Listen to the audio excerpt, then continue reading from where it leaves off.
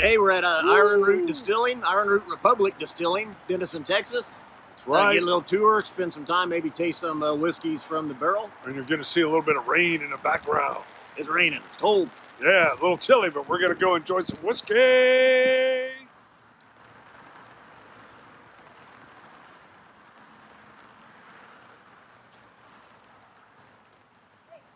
Thanks for coming on up and braving this weather at Ironroot today.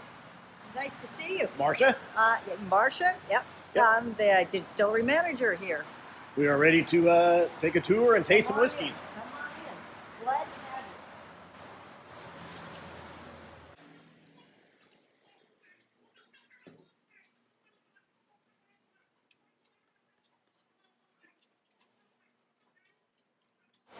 you. Joe, guys. Hey, how's it going? Jonathan. Hey. Robert. All right, Robert. thanks for having us in. Good to see you. Good to see you, Bart. Good to Scott. meet you guys. Hey, Yep. The house mom. This is our mother, the distillery manager, mother of Texas whiskey. Yeah, if you don't know, Robert and Jonathan are brothers, and this is their mom. 3 of the 4 employees. That's right. Right? Somebody's got to work, so Ashley's out working, and we're out here having fun.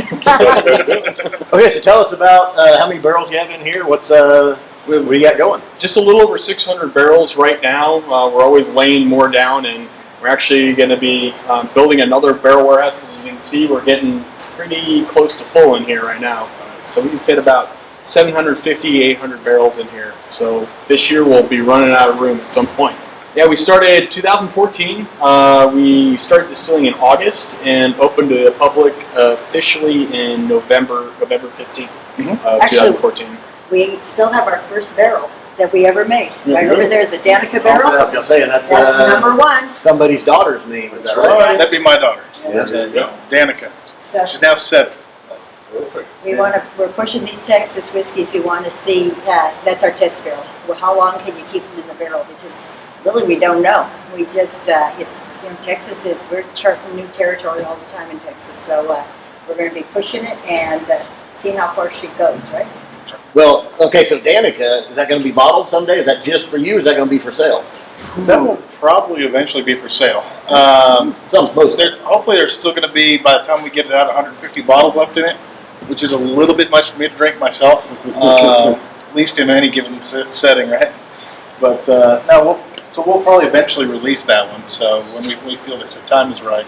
Real quick, tell us some of the different whiskeys that you have maturing in here. And I know we're going to taste the Icarus. We'll zoom in on a few. But yeah, just give us an overview of some of the whiskeys you're already releasing that you put out there that you work with. We specialize in the use of heirloom varietals of corn, so we actually have several different mash bills that we do. We have 4 core mash bills. We have our purple corn mash bill, our bloody butcher corn mash bill, our low rye mash bill, and then our Floriani flint corn mash bill. So those are the 4 core ones, but then Jonathan and I are a little ADD, so we're always introducing new ones, and he's always coming to me with new corns to try or different heirloom barleys that he wants to distill. So there's a bunch of stuff in here. Probably about 15 different mash bills that have been laid down so far. At least. So we have one special one that we call KSW, or kitchen sink whiskey, which is at the end of our distilling season. All the leftover grains will make a mash bill out of that, and so that's very different every year that we make it. Extremely custom. Yeah. So it's kind of fun. But so our main whiskeys are going to be different blends of those 4 core mash bills. So the Promethean, the Harbinger, the Hubris are going to come from those different mash bills. Several years ago, we came up with an idea with meeting with Nancy Fraley. We were out in San Francisco and had a lot of Armagnac one night and decided to start playing around with different barrels with our whiskey. So the idea was that Jonathan said, well, corn whiskey is kind of the redheaded stepchild of the whiskey world. Doesn't get a whole lot of respect.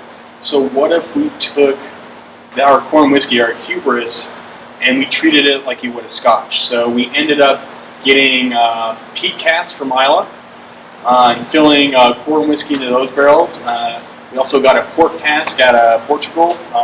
Filled that guy up with our corn whiskey as well. Aged it in there for, how long did it end up being in there? For a little over a year. So it was 2 years old. Then it went into these casks for a little over a year.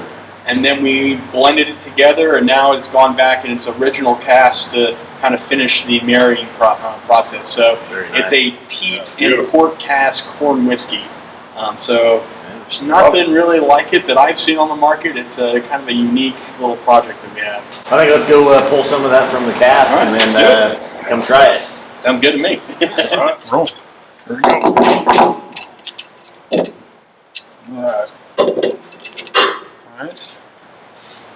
Now our handy dandy tool we got while we were over in France. Rather than using a whiskey thief over there, they use what's called a prevette, which is this little guy that we can drop to the bottom of the cask and get like a really great full cask sample.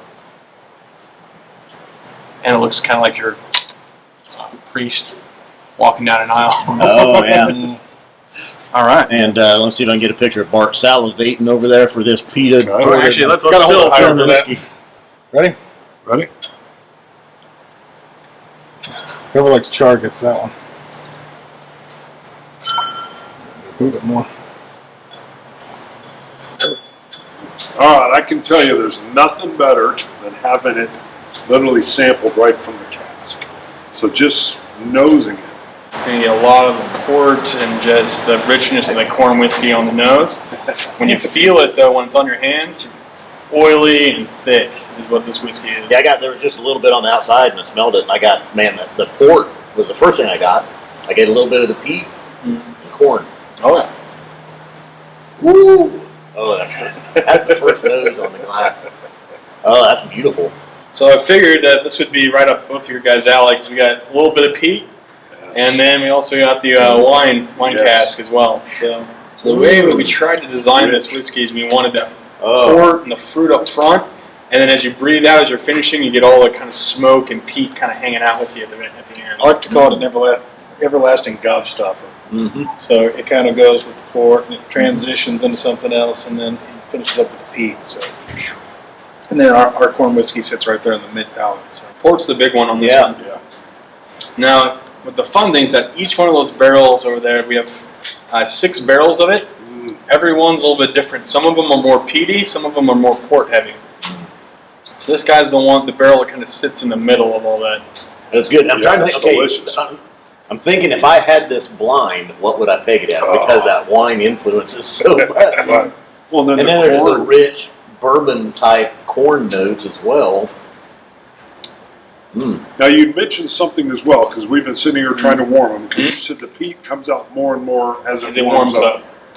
And we've had some rain and a little bit of cooler weather come in. Absolutely. So right off the bat, I started kind of warming it up a little bit with my hand. About 57 degrees in here right now. So. Okay. I had to take a picture. I got some actual barrel char floating around in here. A drink and a all the- snack. all the Yeah. good Yeah, he's like, oh, I want it. I want it. Barrel char and quart never hurt anybody. Yeah. Here comes brandy. Yeah. So what's fun about this is the most difficult of all of our whiskeys to blend because peat, as you're blending it, the more you taste peat, the more you become accustomed to it. You don't taste it as much. I will verify that. And so the more we sit down at the blending table, the less peat. And so I'm always trying to get, I want more peat. And Jonathan always has to come back and Gas and brake. yeah. There you go. Well, I'm with you. The words you're saying there, I totally get. I want more peat. More peat. Bring on more. So I saved one other thing for you too. I've got one sample of the peat cask before adding port blended into it. Really? So that's going to be fun to see what you guys think about it. Yeah. All right. I like the way you talk. So every Saturday we do tours at 1 o'clock. During the week you can always stop in. We'll be distilling, but we're more than happy to let you tour you around the little facility and do a little tasting during the week. Several times during the course of the year we host what is called Whisky Camp here at the distillery, where we let people come in and we actually let the group vote on a mash bill, and we will distill that mash bill that day. So if they want a high rye or they want to do a wheated mash bill, or they want to do something crazy that's 100% corn, we were pretty much up for anything. So we will distill that mash bill, and then we'll go through, show you what the different corns taste like, different casks, what's European oak versus American oak versus French oak, and really show you kind of what different entry proofs will do to the exact same whiskey. So if you want any questions you ever had about whiskey and really wanted to understand how, especially when we get to the barrel room, how those things influence the whiskey, you're coming to the right event. So that's one of the most fun, and this thing sells out quite quickly every time we do it. So. And I know even right now we have Nancy Fraley's giving a class in your main room, and so that's something special. But I love that even while that's going on, the gentleman pulls up, parks his truck, walks right in, starts looking around, boom, he wants to buy a couple things for Christmas. The business is done. I'm thinking this is great. So just wonderful. I mean, just people rolling in right off the street. So, but Saturdays is the official tour time. Saturdays are the official tour time, but again, you stop in any day of the week. Sunday we may or may not be here, but generally every other day someone's here. Jonathan's running the stills, putting grain in the. He might put you to work if you show up during the week, but won't make any promises. Lovely. Nothing like that. Yeah. Thanks, gentlemen. Let's launch it. Let's launch it. Launch it.